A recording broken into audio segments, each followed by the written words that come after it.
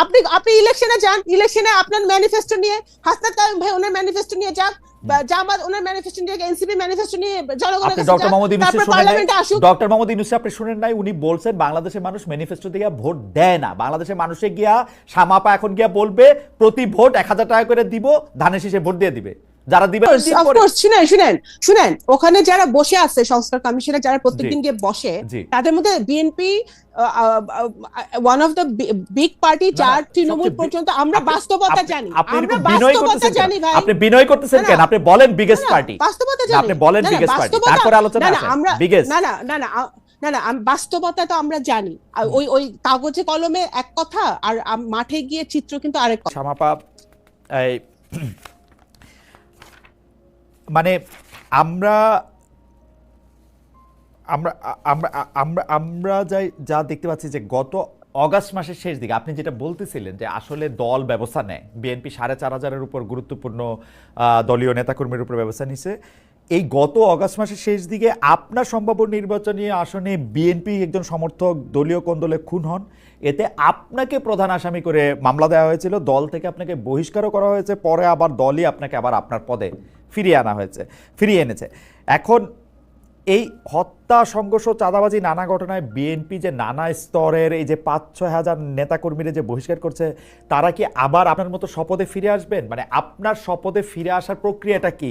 Only because আপনি খুব গুরুত্বপূর্ণ নেতা, আপনাকে বহিষ্কার করা মানে বিএনপির একটি আসন হারানো, সেই জন্য আপনাকে ফিরিয়ে আনা, নাকি আপনি সত্যিই নির্দোষ? এটা মানে আমরা কেমনে বুঝবো, কেমনে মানে প্রক্রিয়াটা কি?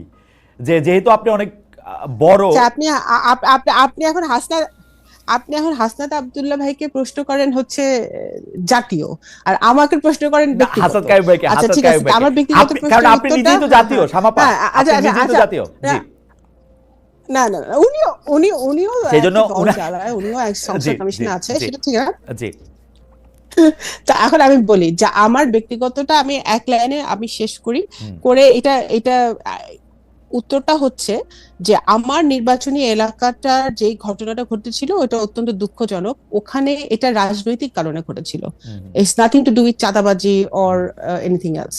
তো এখানে যে কারণে, এবং এটা একজন মানুষ খুন হয়েছিল, এটাও অনেক দুঃখজনক। মামলা হয়েছে, দেখেন মামলা যখন হয়েছে তখন কিন্তু আপনি একটু আগে বললেন না যে বিএনপি সরকারে আছে বলে মনে হয়, তখন কিন্তু হাসিনা চলে গেছিল, ইউনূস সরকার অলরেডি তখন ওখানে আছে। এখন তো ওই মামলা তো আমার বিরুদ্ধে হয়েছে, এবং ওই থানা ওই মামলা নিয়েছে আমার বিরুদ্ধে। কিন্তু যখন দল এটা ইন্টারনালি করেছে, ইনভেস্টিগেট করেছে, তখন দেখেছে যে এখানে আমার ব্যক্তিগতভাবে কোনো সংশ্লিষ্ট ছিল না ওই খুনের ব্যাপারে। হ্যাঁ, তো তখন ইনভলভমেন্ট ছিল না কোনো। সেক্ষেত্রে তখন দল যখন, এবং অনেক দিন এটা এমন না যে সাথে সাথে আমার পদটা স্থগিত করা হয়েছিল, সাথে সাথে যে আমার পদ ফিরে দেওয়া হয়েছে তা নয়। আমার দল যে আমার বিরুদ্ধে ব্যবস্থা নিয়েছে সেটা আমি এগ্রি করি, আমি অর্গানাইজিং সেক্রেটারি দলের, আমি দল যেটা ভালো মনে করেছে ওটাই করেছে, শাস্তি স্বরূপ আমাকে সেটা করা উচিত সেটা করেছে, এবং তারপরে দল যাচাই বাছাই করে দেখেছে যে এটা সঠিক নয়, সেজন্য আমার পদটা ফিরিয়ে দেওয়া হয়েছে। এরকম একটা যাচাই বাছাই করা একটা ভবিষ্যতে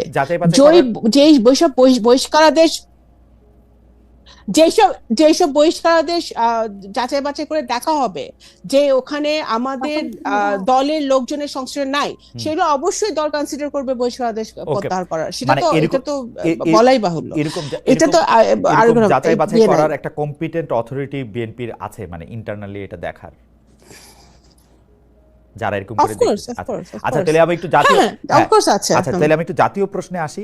আপনি সম্প্রতি আপনি একটা বক্তব্যে বলেছেন যে বিএনপিকে পরিকল্পিতভাবে সংস্কার বিরোধী বলে প্রচার করা হচ্ছে, পরিকল্পিতভাবে সংস্কার বিরোধী বলা হচ্ছে, কিন্তু আপনারা মানে এটা তো ফ্যাক্ট, আপনারা একজনকেই প্রধানমন্ত্রী, দলীয় প্রধান, সংসদ প্রধান রাখতে চান, প্রধানমন্ত্রীর ক্ষমতা আপনারা কমাতে চান না, আগের মূল বিষয়গুলি বহাল রেখেই খুচরা কিছু সংস্কার আপনারা সম্মত হয়েছেন।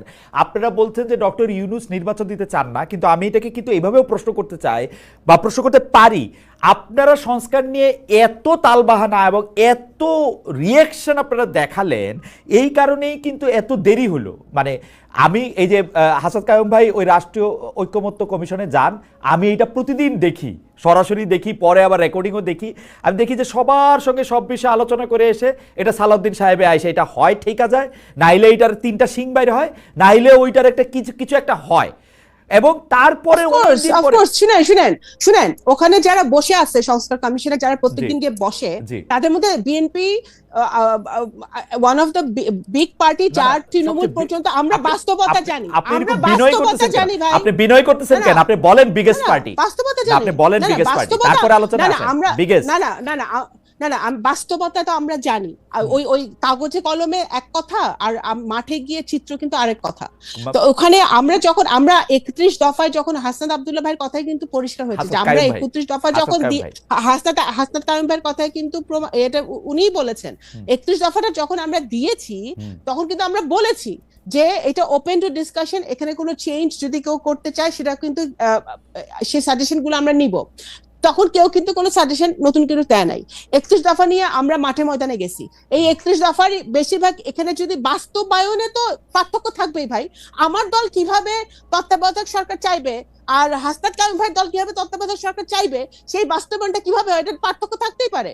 আমাদের 31 দফায় শিক্ষা, স্বাস্থ্য সবকিছু নিয়ে আমাদের দেওয়া আছে। এখন আমি বাস্তবায়ন কিভাবে করব, এটা ইট ডাজন্ট মিন যে আমরা সবার সাথে একমত হতে হবে। না, আপনি একমত হয়ে না পা, কিন্তু আপনি ফিলোসফিতে আসেন। প্রধান কথাটাই হচ্ছে সংস্কারের, যাতে কেউ এককভাবে অনেক ক্ষমতাশালী না হয়ে ওঠে।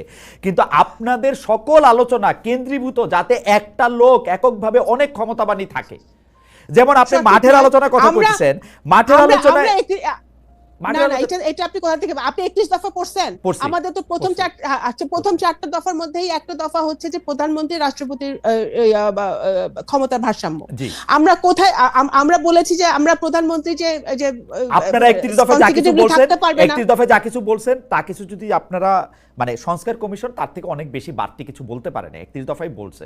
কিন্তু আমি ভাঙ্গা ভাঙ্গা বলি, 31 দফায় আপনারা কিন্তু সাংঘাতিক ভালো ভালো জিনিস আনছেন, কিন্তু আমি ভাঙ্গা ভাঙ্গা বলি। আচ্ছা, তারপরে আমরা বিচার বিভাগের স্বাধীনতা চাইছি, বিচার বিভাগকে স্ট্রেনথেন করতে হবে। হ্যাঁ, এটা আমরা রাজি, এবং সেটার জন্য যা যা করার দরকার সেটা আমরা রাজি। কিন্তু যখন আপনি বিচার বিভাগের স্বাধীনতার জায়গায় আসেন, কিন্তু যখন এটা ফাংশনাল জায়গায় আসছে, যখন বলা হয়েছে যে প্রধান বিচারপতি কিভাবে নিয়োগ দেওয়া হবে, সেটা নিয়ে আপনারা কথা কইছেন 4 দিন, কথা কইতে চান নাই 50 দিন। মানে এইটা কেন ভাই? শুনেন, এই যে হাসান ভাই এনে সাক্ষী, সালাউদ্দিন ভাই, আমাদের স্ট্যান্ডিং কমিটি মেম্বার সালাউদ্দিন ভাই ওয়াকআউট করছে 1 দিন, আর বামপন্থীরা ওয়াকআউট করছে 5 দিন। তো এখন ওনারাই তো একমত হয় না। ওনারা তো প্রত্যেক লাইনে লাইনে যদি ওনারাই বাধা দেয় তাহলে কেমনে মিল হবে? বিএনপি তো অনেক ছাড় দিতেছে, বিএনপি অনেক ছাড় দিতে এক জায়গায় আসতে হবে ভাই। আর বাকিটা আপনি পার্লামেন্টের উপর ছেড়ে দেন। আপনি ইলেকশনে যান, ইলেকশনে আপনার ম্যানিফেস্টো নিয়ে, হাসনাত কায়ুম ভাই ওনার ম্যানিফেস্টো নিয়ে যাক, জামাত ওনার ম্যানিফেস্টো নিয়ে, এনসিপি ম্যানিফেস্টো নিয়ে জনগণের কাছে ডক্টর মোহাম্মদ ইউনূস পার্লামেন্টে আসুক। ডক্টর মোহাম্মদ ইউনূস আপনি শুনেন নাই? উনি বলছেন বাংলাদেশের মানুষ ম্যানিফেস্টো দিয়ে ভোট দেয় না। বাংলাদেশের মানুষে গিয়া সামাপা এখন গিয়া বলবে প্রতি ভোট 1000 টাকা করে দিব, ধানের শীষে ভোট দিয়ে দিবে, যারা দিবে না তারাও দিয়ে দিবে। মানুষের মন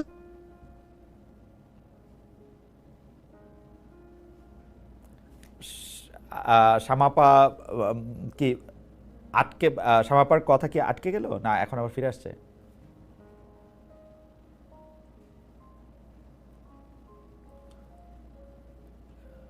আমাদের আমাদের আমাদের কানেকশনটা কি শোনা যাচ্ছে? এখন শোনা যাচ্ছে? আপা এখন শোনা যাচ্ছে। জি বলেন। না, আমি বলছি যে মানুষের মনোজগতের পরিবর্তন হয়েছে। আমার দল বিএনপি সহ সকল রাজনৈতিক দলকে এখন 2025-এ বুঝতে হবে যে ওই প্রেক্ষাপট নাই যে আমি গেলাম আর ভোট টাকা দিয়ে ভোট কিনে আনলাম। That is not the reality anymore. মানুষকে আপনার ডেলিভার করতে হবে, মানুষকে আপনি যা বলছেন তা করতে হবে। আপনার চেহারা দেখে বা আপনার দল শুধু ধানের শীষ বা নৌকা বা দাড়িপাল্লা বা লাঙ্গল এগুলো দেখেই মানুষ ভোট দিবে, ওই সিনারিও আমি মনে করি বর্তমান ডেমোগ্রাফিক যা বাংলাদেশের সেই ভোটারদের সেই সিনারিও এখন নাই। তো এখন সব দলেরই সচেতন ভাবে কাজ করতে হবে, এবং বিএনপি মিনস ইট। বিএনপি এই জন্যই জানে যে প্রতিবারই কিন্তু আমাদের অ্যাক্টিং চেয়ারম্যান সাহেব বলে আসছে যে আগামী নির্বাচন অনেক কঠিন হবে, এবং সেই বাস্তবতায় কিন্তু উনি বলছেন সবাইকে যে এই 31 দফাটা উই মিন ইট, আমরা বাস্তবায়ন করতে চাই। এবং আমরা চাই না যে না, ওই কিন্তু ফ্যাসিবাদের মতো আপা আমি বিএনপি আপনার সহ আমি অন্য আপনার কোনো সকল দল এতে আমি সুযোগ আপনার নেয়। সকল কথার সাথেও একমত। 31 দফাতে আপনারা এটা সংস্কারটা করতে চান, সেটা তো একমত, কিন্তু বাস্তবে আমি যখন টেবিলে আপনাদের বসতে দেখতেছি, আমি যখন দেখতেছি প্রধান বিচারপতির আপনি কিভাবে নিয়োগ দিবেন, বিচারকদের আপনি কিভাবে নিয়োগ দিবেন, আপনি আসলে নির্বাচন কমিশনকে কিভাবে নিয়োগ দিবেন, আপনি প্রধানমন্ত্রী, দলীয় প্রধান, ক্ষমতা সরকার প্রধান থাকবেন, এগুলি ফান্ডামেন্টাল জিনিস। এগুলির ব্যাপারে আপনারা একমত কিনা কিন্তু বারবারই, যেমন ধরেন সাংবিধানিক কাউন্সিল, আমি আমি এর প্রত্যেকটাতে উনাদের সাথে একমত হতে পারি, আপনার সাথে একমত হতে পারি, কিন্তু দ্য ওয়ে সালাউদ্দিন ভাই হোক, আপনি হোক, যেভাবে আপনি প্রোটেক্ট করেন, একটা লোককে প্রোটেক্ট করেন আপা, আপনি ভালো করে খেয়াল করে দেখেন, খালি দলীয় প্রধানকে প্রোটেক্ট করেন, যেইটা 31 না, দফার not মূল at all, সুরের not বিপক্ষে, at all. এবং একটা না, লোককে না। প্রধান করতে চান। মানে না মানে না না একটা না না, একটা মোটেই না, কাস্টমাইজড, মোটেই না। একটা কাস্টমাইজড শেখ হাসিনাই আপনারা আবার বানাতে চান কিনা, এটা হচ্ছে অভিযোগ আর কি। না, একটু ভালো, অবশ্যই না। একটু এটা ভালো, শুনেন, অল্প এটা একটু বেটার। এটা আবারও বলতেছে, এটা আপনাদের মতো আপনারা এবং ওই যে অন্যান্য দলগুলো সুবিধা হয় বিএনপি কে গালি দিলে, বাট মোটেও না। আমাদের দলীয় প্রধান যদি আমার কি সুবিধা? চাইতো, আমার সুবিধা নাই তো। আমাদের দলীয় প্রধান হচ্ছে দেশনেত্রী বেগম খালেদা জিয়া, রাইট, ভারপ্রাপ্ত চেয়ারম্যান হচ্ছে জনাব তারেক রহমান। রাইট। ওনারা যদি চাইতেন যে শেখ হাসিনার মতো সারা জীবন ক্ষমতায় থাকতে, তাহলে 31 দফায় ওনারা প্রধানমন্ত্রী এই যে কনজিকিউটিভলি থাকতে পারবে না, এই টার্ম এইটা উনি আনতেন না, ক্ষমতার ভারসাম্য হবে এটা ওনারা আনতেন না। তো ওনারা তো চাচ্ছেন না যে ওনারা আমরা বিচার বিভাগকে স্বাধীন এবং নিরপেক্ষ, এটা আমরা চাইতাম না। আমরা তো বলছি, হ্যাঁ, নির্বাচন কমিশন গঠন আমরা একমত হয়েছি, আমরা তত্ত্বাবধায়ক সরকারে আমরা কিভাবে গঠিত হবে সেটাতে একমত হতে পারছি না দলগুলো, যেগুলাতে একমত হতে পারছে না, it's simple, difference of opinion থাকতেই পারে, কিন্তু দ্যাট ডাজন্ট মিন যে আমরা ওই একজন ব্যক্তিকেই আমরা দেখতে চাই বা শেখ হাসিনার মতো আমরা দেশ চালাতে চাই, নট এট অল। আমরা চাচ্ছি যে আমাদেরকে যদি আপনাদের কথা অনুযায়ী বা এই যে অন্যান্য দলগুলোর কথা অনুযায়ী যদি এতই বেশি বিএনপির বিরুদ্ধে লোকজন সোচ্চার থাকে, তাহলে আপনারা জনগণের কাছে যান, ভোটারদের কাছে যান। আমরা তো আমাদের ম্যানিফেস্টো নিয়ে, আমাদের 31 দফা নিয়ে আমরা কি করতে চাই সেটা নিয়ে আমরা ভোটারদের কাছে যাচ্ছি এবং যাব, এবং তারা যদি মনে করে যে না, BNP is making sense, BNP actually তারা এইভাবে দেশটা পরিচালনা করতে চায়, তারা সত্যি সত্যি আপনি আপনার ভোটারদের কাছে, ফরিদপুরে আপনার ভোটারদের কাছে কি আপনি 31 দফা বলেন নাকি বলেন আপনি ধানের শীষ নিয়ে আসছেন? বলি, এবং আমি কে ওবায়দুর রহমানের মেয়ে? না না না, এর বাইরে আর কিছু আপনাকে বলতে হয়? এর বাইরে আপনাকে কিছু বলতে হয় যে আপনি ধানের শীষ আর কে? বলতে হয়, সত্যি 31 দফা বলেন আপনি। আপনার সঙ্গে আপনার নির্বাচনী প্রচারণা আমি একদিন গিয়ে আসবো। খালেদ ভাই, আমি আপনাকে একটা কথা বলি, এখনকার জেনারেশন হয়তো আমার বাবার সাথে যারা রাজনীতি করেছিল তাদেরকে বলতে হয় না, বাট এখনকার জেনারেশন, আমাদের ছেলে মেয়েদের জেনারেশন, তারা জানতে চায় যে আমি তাদের এডুকেশনের জন্য কি করব, আমি তাদেরকে চাকরি দিতে পারবো নাকি, আমি তার জন্য ভালো কিছু করতে পারবো নাকি, আমি নারীদের জন্য কিছু করতে পারবো, তারা জানতে চায়। অ্যাকচুয়ালি আপনারা বলেন না, আপনারা আমাদেরকে গালি দেন না যে মানে এই যে কি বলে ফ্যামিলি, আপনার কি পলিটিক্স থেকে আমরা আসছি, আমরা লেগেসি পলিটিক্স থেকে আসছি, হ্যাঁ, উত্তরাধিকার রাজনীতি থেকে আসছি, but we have to prove ourselves. আমরা শুধু আপনারা যদি ডাক্তারের ছেলে ডাক্তার হবে, ইঞ্জিনিয়ারের ছেলে ইঞ্জিনিয়ার হবে, ব্যবসায়ীর ছেলে ব্যবসায়ী হবে, এখন পলিটিশিয়ানের ছেলে মেয়ে পলিটিশিয়ান হতে পারবে না, ভালো কথা, কিন্তু আমরা তো আমাদেরকে প্রুভ করতেছি। ইটস নট যে আমরা আকাশ থেকে পড়ে আমরা করছি, but that is a different thing. But আমার কথা হচ্ছে যে আমাদের ইভেন আমার নির্বাচনী এলাকাও আমার 31 দফার কথা বলতে হয়, বিকজ আমি আপনাকে একটু আগে বলছি, ডেমোগ্রাফিক চেঞ্জ হয়ে গেছে। এখন আমাদের এই নিউ জেনারেশনকে যদি তারা প্র্যাকটিক্যাল সলিউশন চায়, তারা 31 দফায় তারা প্র্যাকটিক্যাল সলিউশন চায় যে কিভাবে এই জন্য তারেক রহমান সাহেব 180 দিনের একটা ঘোষণা করেছিলেন যে উনি কিভাবে চাকরি দিবেন, উনি কিভাবে যুবকদের জন্য কর্মসংস্থান করবেন, উনি কিভাবে এডুকেশন নিয়ে কাজ করবেন, একটা প্র্যাকটিক্যাল সলিউশন নিয়ে কিন্তু বিএনপি কাজ করছে এবং বিএনপি এগুলা ডেলিভার করবে। ওকে, আমি একটু জনাব হাসান কায়েম ভাইয়ের কাছে যাই। একজন দর্শক অনেকগুলি মানে একসাথে একটাই মেসেজ অনেকবার পাঠাচ্ছেন, ওনার নাম জসউদ্দিন। উনি বলছেন যে পুরো পর্ব জুড়ে যেন একমুখী একরৈখিক একটি বর্ণনা চলল, আপনি সহ সবাই একই মতাদর্শে একই স্বরে কথা বললেন, যেন একে অন্যের প্রতিধ্বনি। তিনজনই একই চরিত্র ধারণ করে পতিত সরকারকে এক হাত নিলেন। কি করব ভাই, পতিত সরকারকে তো আর মানে আমি এক হাত নেই নাই, কিন্তু পারলে এক হাত নিতাম। এইটা এখন আমি কি করব, আমি জানি না তিনজন একই স্বরে কথা বলছে কিনা। যাই হোক, আমি হাসান কায়েম ভাই আপনাকে জানতে চাই যে এই এই এক বছরে জুলাই মিত্র প্রধান প্রধান দলগুলি বিভিন্ন স্তরের নেতাকর্মীদের বিরুদ্ধে চাঁদাবাজি, টেন্ডারবাজি, দখলবাজি, নানা ঘটনার খবর আমরা দেখছি। বৈষম্য বিরোধী ছাত্র আন্দোলন, সমন্বয়ক, এই শব্দগুলির মর্যাদা শ্যামাপা যেটাতে শুরু করেছিলেন সেটা আমি এখানে একটু আনতে চাই, যে গত বছরে জুলাইয়ের মতো আর নাই। আসলে যেই কারণে আমরা শেখ হাসিনা সরকারের এগেনস্টে সবাইকে একতাবদ্ধ হইতে দেখছি, এর প্রধান কারণ ছিল হচ্ছে মানুষের গণতান্ত্রিক অধিকার, দ্বিতীয় কারণটাই ছিল কিন্তু দুর্নীতি, বেসামাল স্বেচ্ছাচারিতা। এই জিনিসগুলি আবার আমরা কেন দেখবো? কেন আমাদের ওই আন্দোলনেরই একজন যিনি সারাক্ষণ পথে ছিলেন সেই উমামা ফাতেমাকে আইসে লাইভে বলতে হবে জুলাই আন্দোলনকে কেন মানি মেকিং মেশিন হয়ে যেতে হবে? হাসান কামাল ভাই, আপনি কি একটু বলবেন যে আপনার এটা কি মানে মানে আমরা কেন এটা দেখবো? এবং বেশিরভাগ মানুষ মানে আমাদেরকে আমাদের আওয়ামী লীগের বন্ধুরা ফোন করলে এখন হাসে, কি বলছিলাম না, কেমন দেখলা, এবং সেটা একটা মানে খুবই, যারা জুলাইয়ের এক বছর আগে যারা জুলাই আন্দোলনের পক্ষে ছিল না তারা কিন্তু আমাদেরকে চোখে আঙ্গুল দিয়ে দেখাইতেছে, দেখো তোমরা কারদের উপর বিশ্বাস করছিলা, কারা এরা। আপনি এটাকে কিভাবে দেখেন হাসান কামাল ভাই? না, আমি এটা আমাদের একটা ঐতিহাসিক দুর্বলতা হিসেবে দেখি। আমি বলি যে আমাদের এখানে এখন পর্যন্ত আমাদের অনেক বিজয়ের অভিজ্ঞতা আছে। আমরা অনেকবার জিতছি, অনেক লড়াইয়ে জিতছি, এগুলি অনেক মূল্য দিয়ে জিতছি হয়তো, কিন্তু আমরা জিতছি। কিন্তু আমাদের কোনো বিজয়কে আসলে বিজয়ের ফলাফল জনগণের কাছে নিয়ে যাওয়ার জন্য যে শিক্ষাটা দরকার সেটা আমাদের কখনোই হয় নাই। এবং আমি জানি না, আপনার তো ওই সময় বয়স হয় না, আমরা যারা ধরেন ৭১-এর পরের ৭২-এর পরবর্তী যে পরিস্থিতিটা আমরা দেখছিলাম, ৭১-এর পরে সবচেয়ে বড় পরিবর্তন তো এবারের ২৪-এরটা, ৯০-এরটা এত গুরুত্বপূর্ণ পরিবর্তন না। তো ৭২-এর বিজয় যেইভাবে আসলে ব্যাহত হয়েছে, তার সবগুলি লক্ষণ একেবারে ধরেন প্রথম থেকে এটার মধ্যে আসলে একটার পর একটা কিভাবে যেন সাজানো ভাবে আসতেছিল। আমি বলি যে এটা বিজয় বেহাত করার জন্য খুব সিম্পল কতগুলো কাজ করা লাগে। আপনার ধরেন এই লড়াইটার মালিকানা, আমি যেটা বলি শহীদদের মালিকানা কোথাও নিয়ে যেতে হবে।